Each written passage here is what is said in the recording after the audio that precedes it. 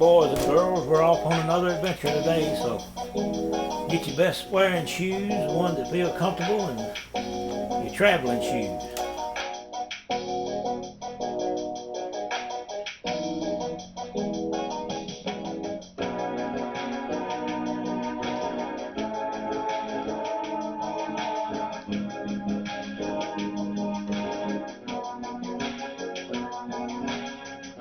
Get your walking shoes on and get ready to go.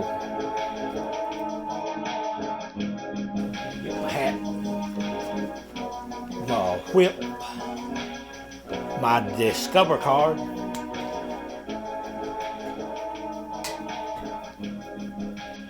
I guess we better take the keys unless we're planning on walking. Well, hello. Welcome to this Alabama adventure. This is my first attempt at doing another video since all the health problems I had over the last 6 months, and I know all of you know all about that, so I'll try not to go into any great detail. I may have to stop several times along the way to catch my breath. It may take more than one sitting to get this particular video done. This is a video that I'm fixing to tell you about a sighting or an encounter or whatever you want to call it that happened about 3 years ago. And while I was laying in the hospital and in rehab, I thought a lot about this video, about whether to do it or whether not to do it. I had wanted, ever since I heard of it, I wanted to do the video as soon as the lady told it to me that afternoon, but I really didn't know where to and not. A lot of times you say things and you come in contact with things that can be dangerous in paranormal work, UFO work, Bigfoot work. A lot of Bigfoot work now is becoming dangerous now that so many people are investigating and wanting to find out what this creature is, and the government wants to keep it covered up exactly what it is. I got to take a break now and get me something to drink and catch my breath. Now, as I said in the last video that I did, or opening on the last video I did, a lot of things have changed here at Alabama Bigfoot Society since we were doing these videos about 6 months ago. And it just all came to a stop all at once, just overnight. One of the major changes in the Bigfoot Society is, of course, me. I am far from 100%. I'm not where I can get out on location and do videos and that type of stuff. I am going to try to put some pictures in on this video as we go along. I don't think I'll get to go down to Wetumpka where this happened to do any location filming. Another thing that has changed that was a surprise that I was sort of looking for, but sometimes things you're looking for you hope they never happen. And that was, of course, Chico passing away. This is the first complete video that Chico won't be a part of. Chico starred in a lot of our videos in the past, and he always did a good job. It was just like he had rehearsed it. Seemed like every time that he needed to move or he needed to jump up in the window of the car or something, he did. He was just real good dog. He just can't be replaced. He was always, whether he was on the video or not, he was always in the Jeep or in the car with me. And when he wasn't, when I was sitting here telling the encounter or the sighting or whatever happened, Chico was always sitting here with me somewhere pretty close.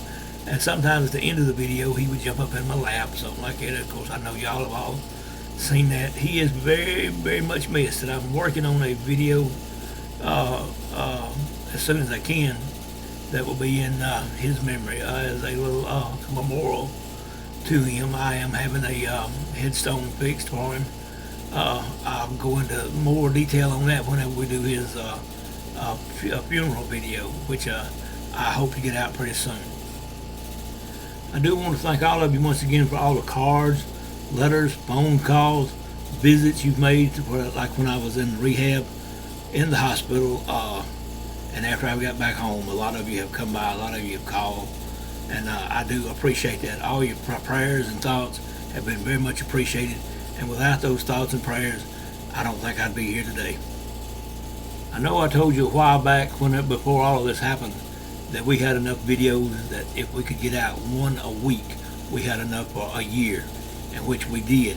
But now, after I have been in places that I've been, like I said, hospitals, I've been in 4 or 5 different hospitals in the last 5 months. Been in cardiac rehab twice, and a lot of the people, a lot of the nurses, some of the doctors recognized me from the Alabama Adventures and Alabama Bigfoot Society on YouTube that we do, and you would be surprised how many more stories, not only of ghosts, of Bigfoot, of aliens, all that type of stuff. A lot of the nurses would come around and tell me, "I'm so glad that I met you so I can get this off my chest. I want to tell you what I saw." Nobody believes me, and I can talk to you now, and I can tell somebody that won't laugh at me. And I just want to say this real quick, and we'll get on with the video. I was in cardiac rehab. I'd been in there for about a week, and this nurse came in, and she was just real excited, seemed like, and she had recognized me and recognized my name from YouTube, and she came in, and she had I didn't have a computer in rehab or the hospital or anything, but she had I'm not sure what it's called, not a laptop, something, a notebook or something, I believe is what it was called. And she and I sat in my room and we watched nearly every video that I had done. Her name is Angela. I won't call her last name or anything else to give her identity away. But I really appreciated her coming by and being so excited. And I told her in there one afternoon I didn't know if I would ever get back to doing the videos again, if my heart would let me, if I was going to be healthy enough. And she told me not to worry about it, just take my time, and really liked her, and we really hit it off after she came in and introduced herself and said that she knew me from YouTube. It was just like we've been old friends for a long time, and it was that way with a lot of the nurses and the staff in all the hospitals and in the rehabs that I have been in. After they once got to know me, it was just like we just talked like we had known each other for years and years. I made a lot of friends. I got a lot of new stories that I hope I can get on video for you. But this particular video here, I want to get to it now. I'm sort of having to stop on and off to catch my breath. As you can see, my voice goes away on me sometimes. But you may just have to put up with that in this video until I can get more strength. But I do want to get this video recorded. To me, it's a very important video. I wanted to record it, like I said, about 3 years ago. But to be perfectly honest with you, I was just afraid to, because of the content of what I'm going to tell you. Anyway, it was about 3 years ago that a woman from Wetumpka contacted me through the site. She was a Bigfoot enthusiast. She had never seen one. She worked in Wetumpka. She had her own business down there, as a matter of fact. And she wanted to become a member of the Bigfoot Society, and which that was fine. That was exactly what we did.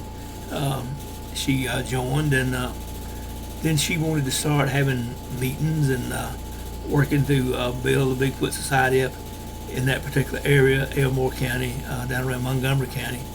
Well, of course, Wetumpka is right next door to Montgomery. You really don't know where one city ends and the other one begins at down there. But she was picking up membership, and people. I carried a sign that I had made several years ago down there that had Alabama Bigfoot Society on it, and set it in the parking lot of her business. And from that, she began to get a lot more stories than what she had had on Bigfoot sightings. There's been a lot of Bigfoot sightings in Elmore County. Now, before we get on any further, I have tried to move a little closer to the camera, because I apologize that my voice is kind of low and it's kind of breaking up. It's kind of shaky, but that's just the way things have been. I was told by one of the nurses that where I had this particular heart attack, which was a widowmaker, was what they called it, and I'd never heard of that before until I had this and was in the hospital for a while, and they began telling me that you had a widowmaker, and that didn't sound too good. But anyway, what this nurse told me one day, she was explaining about why I lose my breath and I lose my voice. She said that from that particular area of my heart, it went right up to my throat, with a muscle that went from my heart like to my vocal cords and that type of stuff. And because of my heart is not pumping at full 100% function as it should do, That's why from time to time when it's pumping low or slow or weak or whatever you want to call it, that's why I lose my voice and lose my air. But anyway, getting on back to the story, I just want to explain it to you because I am having to take several breaks through here to get a little oxygen once in a while and get a little something to drink over here. But anyway, getting back to the encounter, that's what I'm going to call it. It's going to be a little bit more than that whenever by the time we get through this video. Alright, now let me get back to the story that I was telling of this Bigfoot encounter in Elmore County. Elmore County is sort of famous for several things. There was a large meteor or comet or something like that, asteroid or something, that hit pretty near Wetumpka. This has been millions of years ago, I guess, whenever all the dinosaurs were here and everything, or so I have heard, that this was when this impacted. And it was very possibly the same time the one hit out there in the Gulf of Mexico that they claimed did kill out all the dinosaurs and everything. I believe it was all at the same time. I can't remember the name of that little place down in Mexico where it hit, but you can tell it on maps. You can see where the impact of the asteroid or meteor or whatever it was hit. And I'm sure there were other parts of it, and I believe that this meteor that hit down there in the Gulf of Mexico, is also part of it hit here in Alabama. Anyway, getting off of that, getting sidetracked again to begin with. As you know, I make up fake names for the witnesses and that type of stuff, and that's what I'm doing now. I've got it written down on a little note card here in front of me, so I'm going to hold it up so I won't call her real name or the other two people that I'm going to call their name. I won't call their real name. Anyway, the lady that became a member down in Wetumpka, we're going to call her Reba.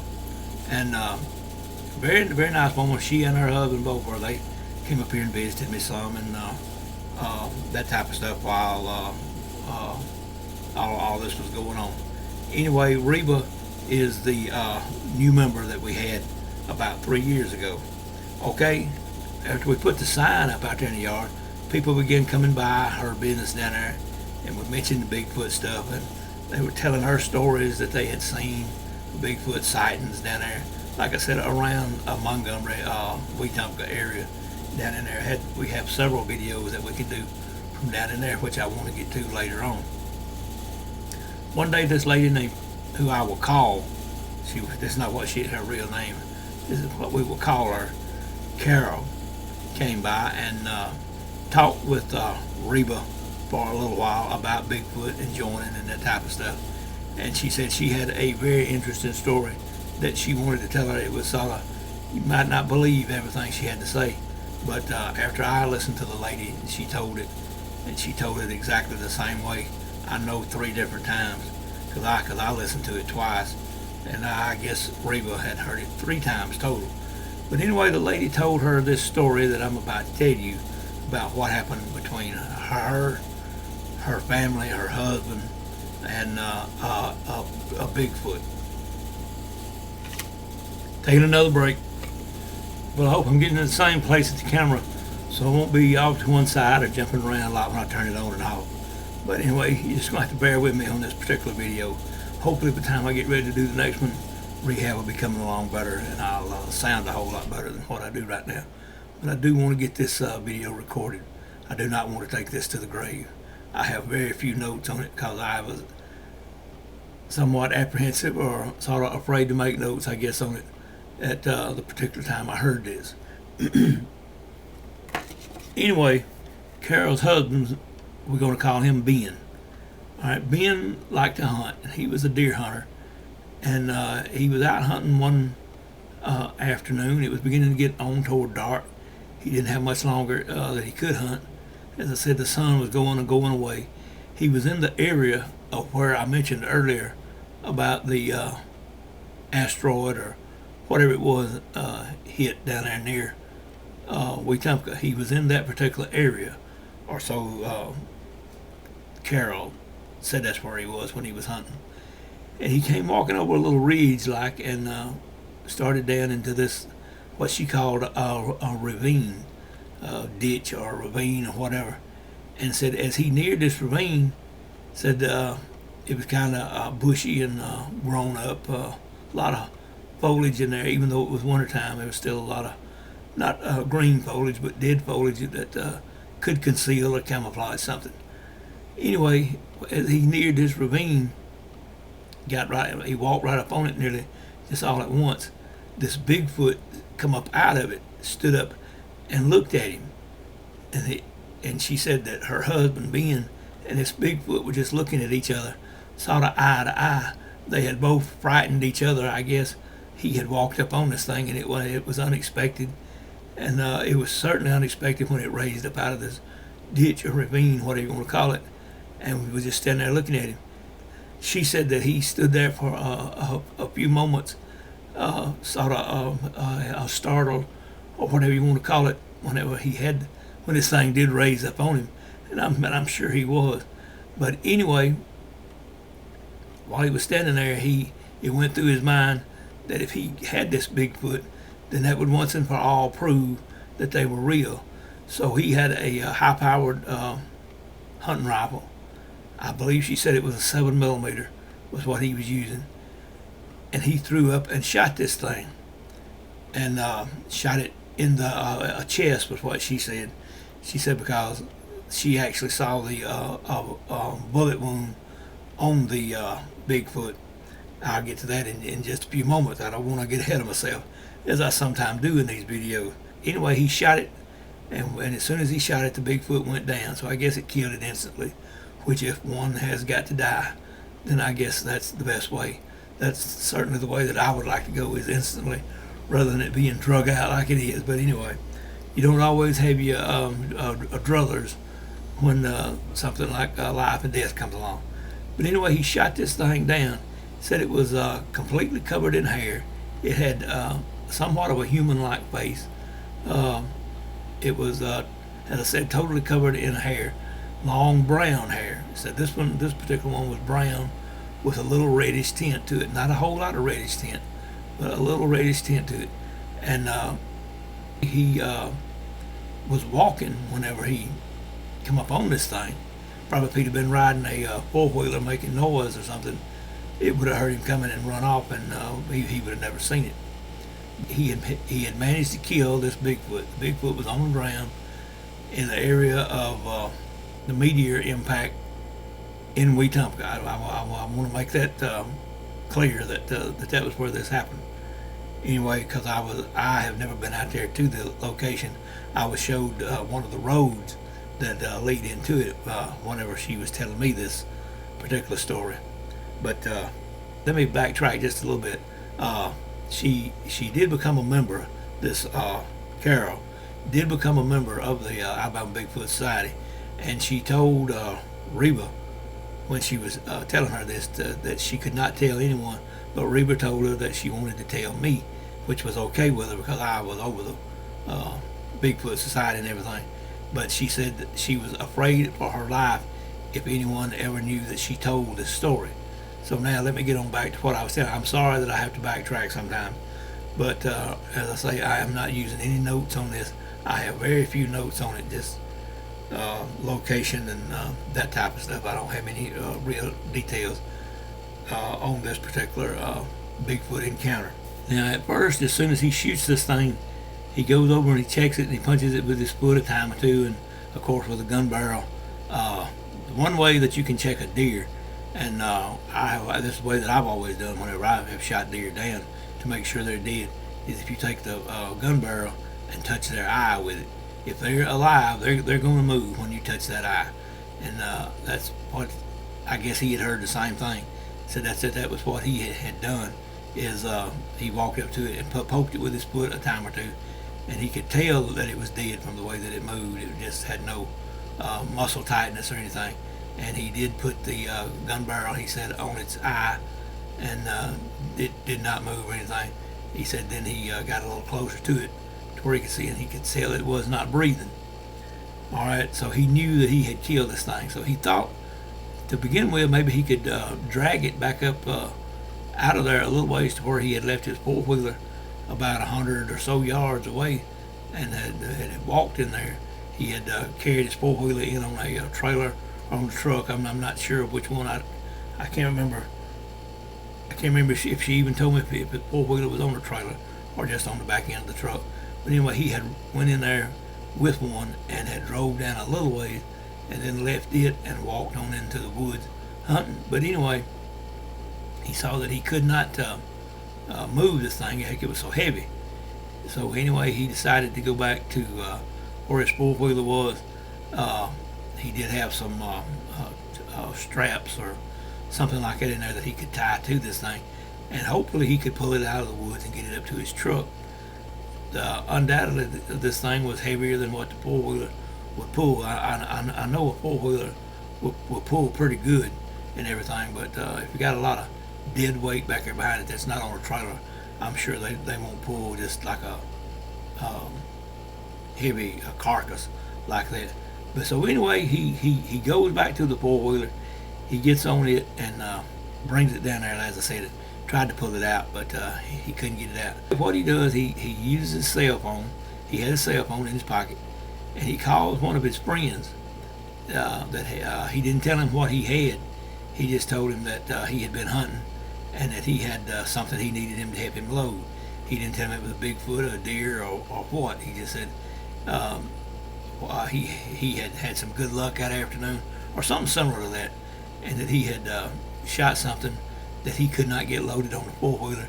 He could not pull it out of the woods with the four-wheeler, and would the guy come over there and help him load this thing so he could get it on the truck and he could carry it home.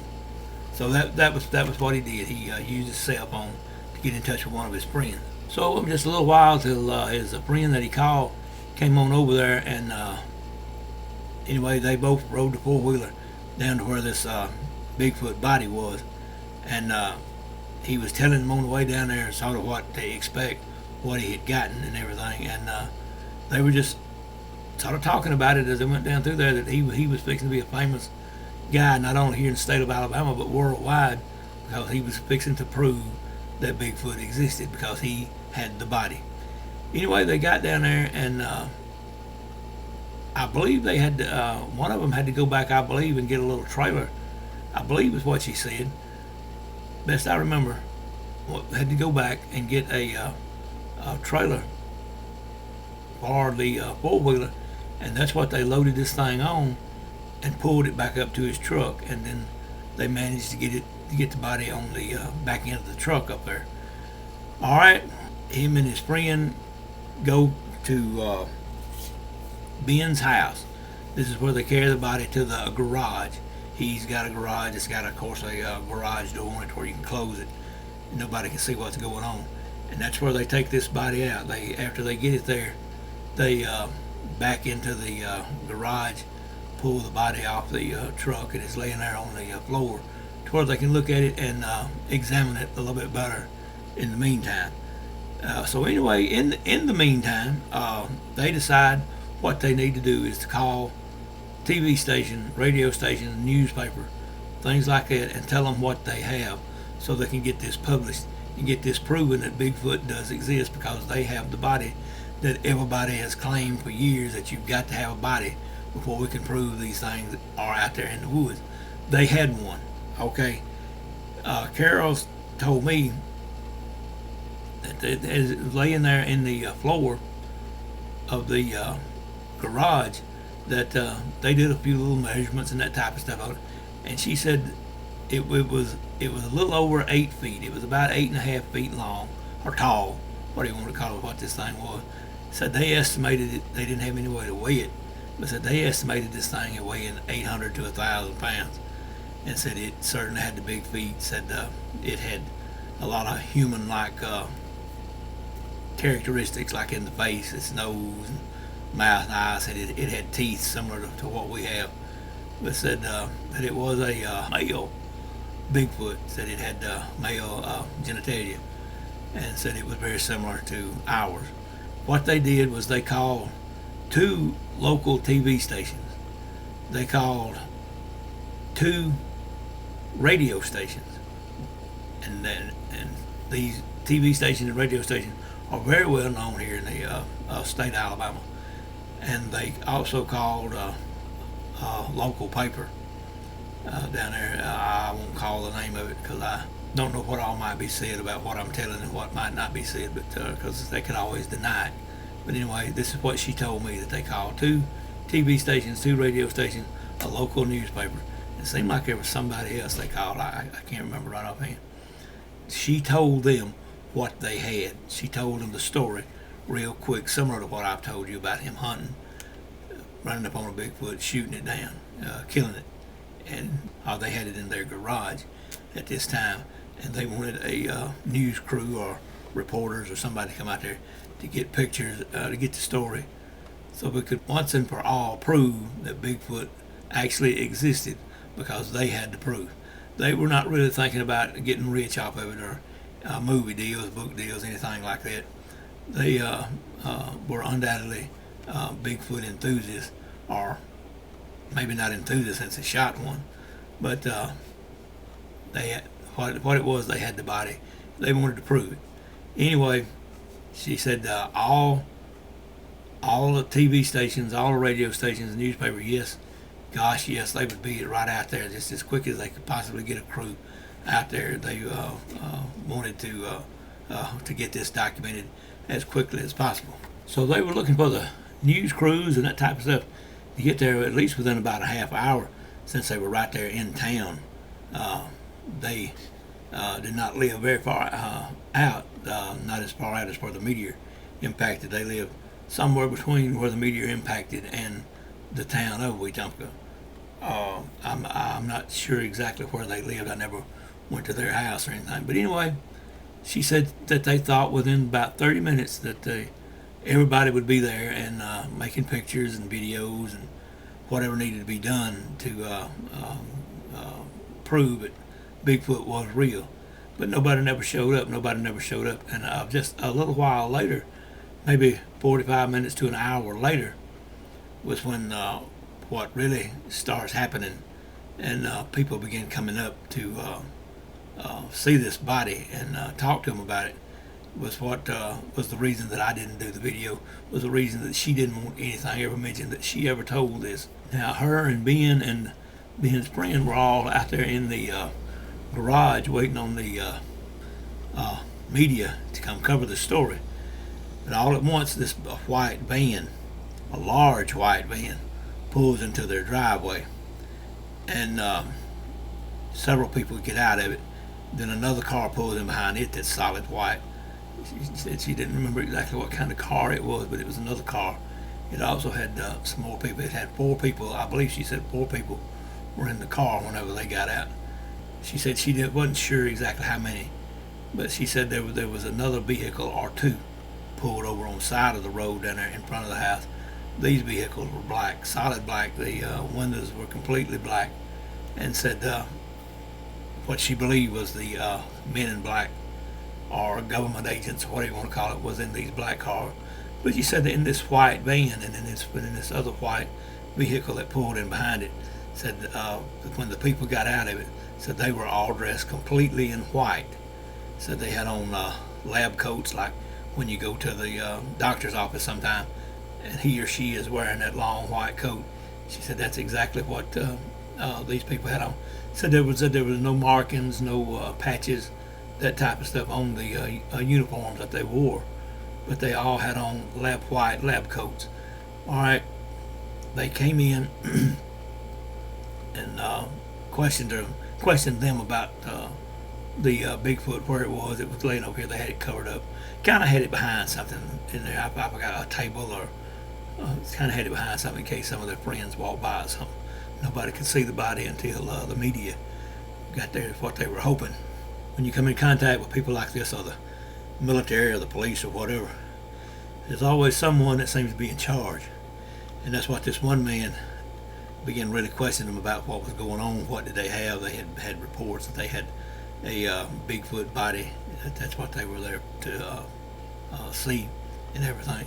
And they said that they were just talking to him like real nice to begin with and everything. And said then these people in white became very hostile once they found out that they did have a body and they saw the body. The van, the large white van, then turned around and backed up to the garage door, and they confiscated the body. And that's what they told them.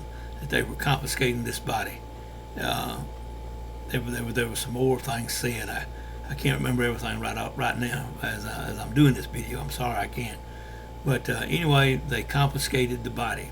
They did not want the body moved because they were still waiting on the media to get there, and they were then told that the media was not coming, that this would not be covered, that this would not be on TV, they would not get credit for anything.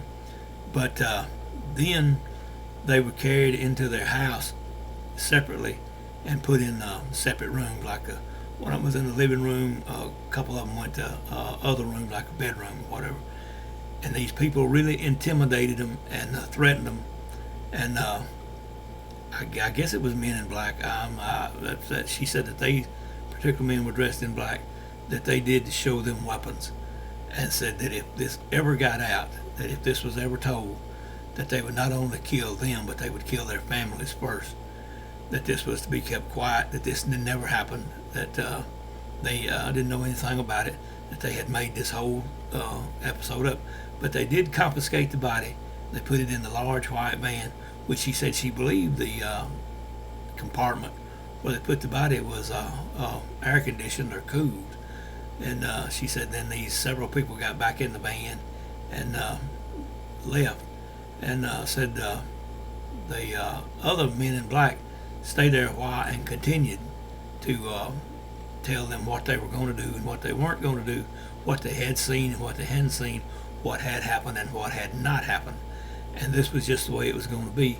And if she ever told this story to anybody, then as I said earlier, not only she would be killed, her husband would be killed, but their children and their families would be killed if this ever got out. So she asked me many times to never say anything about it, and which I told her that I promised I wouldn't. And there's been several times I thought about doing the video, but now that my health is in the condition it is, the story needs to be told. And that was pretty much the best way that I remember everything that she said down there that afternoon. So to get the camera, I could adjust it around, or maybe I'm in the middle of it. I'm hoping so. But anyway, there is a little bit more to the story than what I've just told about them having a Bigfoot body and what they believe was government officials confiscating the body. I have noticed, and I have put it on several of the videos that I have done over the years, that sometimes when I'm out on location, I have been followed, I have been harassed by these white vehicles. I have some of them on video.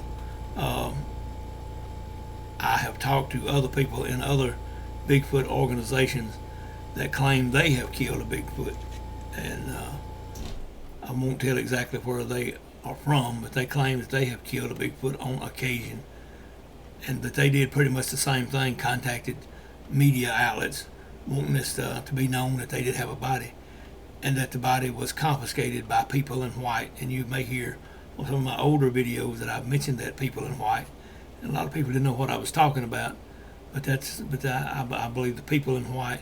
She said the people in white were men and women, and in the past all we've ever heard of is the men in black threatening and that type of stuff, witnesses mostly to UFO cases and stuff. But I believe there's a close connection between Bigfoot and UFOs. Anyway, that's just my opinion. But anyway, there is more to this story that I want to tell, but I'm going to have to take another break here for a little bit. Okay, we'll try to keep going on as much as I can, because I do want to get this video finished if I possibly can here in one afternoon.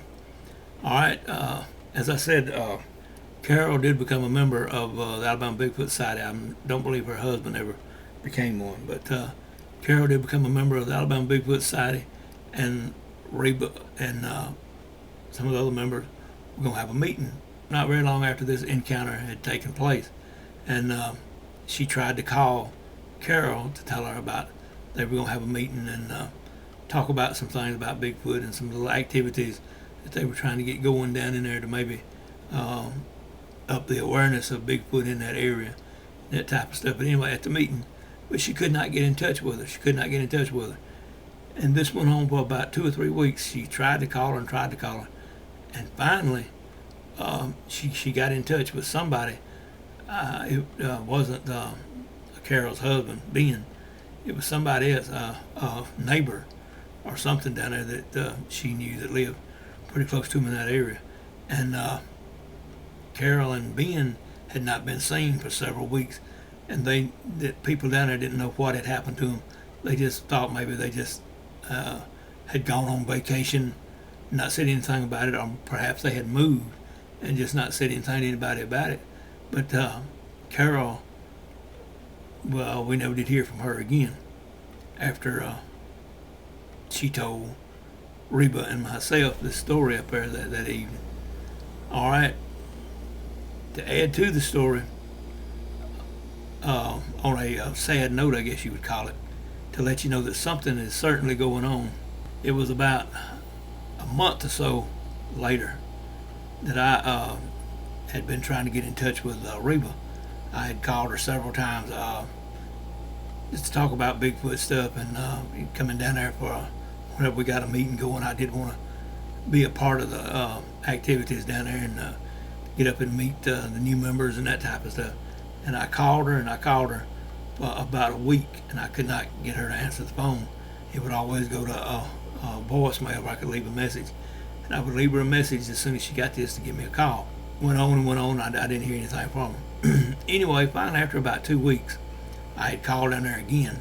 I had thought about just riding down there, but since I couldn't get her, I didn't know if her and her husband might be on vacation or what was happening that I could not get a hold of them. But anyway, finally, I guess about 2 weeks later, it was about a month in there that I tried to get in touch with her. I couldn't. Then about 2 weeks after that, finally, I called down there one day, and her husband answered the phone and told him who it was.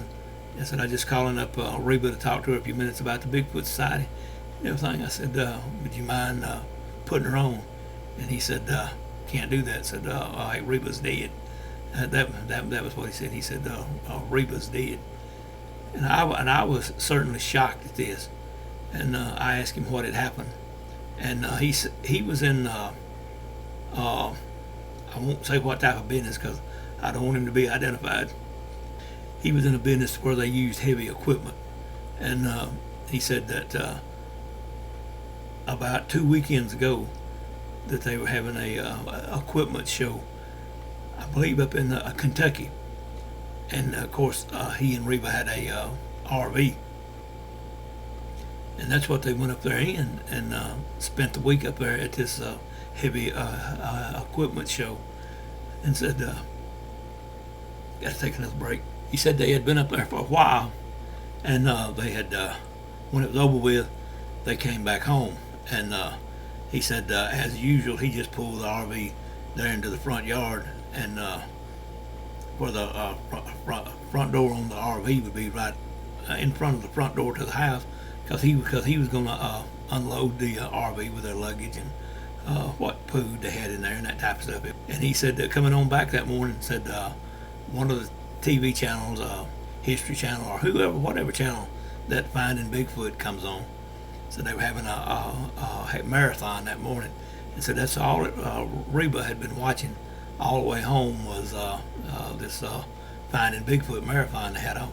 And said he had left her in the RV out there watching the last part of one of the episodes that she didn't particularly want to miss. And said he had started taking the luggage into the house, and said he had made about 3 trips, and said he heard Reba yell, holler, like she was hurting or something was hurting her, like she was in pain. And he said when he heard this, he turned around immediately and ran out the door and ran in the RV, and said Reba was laying in the floor of the RV out there, and said, of course, he got to her as quick as he could and said he put his hands under her shoulder, tried to pick her up and ask her what was wrong, what was going on, and said all she managed to say, her last word, I can't breathe, and said she died right there in the RV. So it's kind of dangerous sometimes, I guess, when you tell this kind of stuff and when you don't. But I'm in extremely bad health right now. I know my heart's not going to last a whole lot longer. So if something happens to me, it just happens. And but I did want to get this video out. It was just very strange that this first woman, Carol, who I will call Carol, that's not her real name, as I said before, just her and her husband just went missing. Hadn't heard anything out of them. And Reba said she hadn't heard anything out of them. And then Reba, just out of the blue, die after they had been to a equipment show, and came back home and was in her yard, and for some reason she got to where she couldn't breathe and died.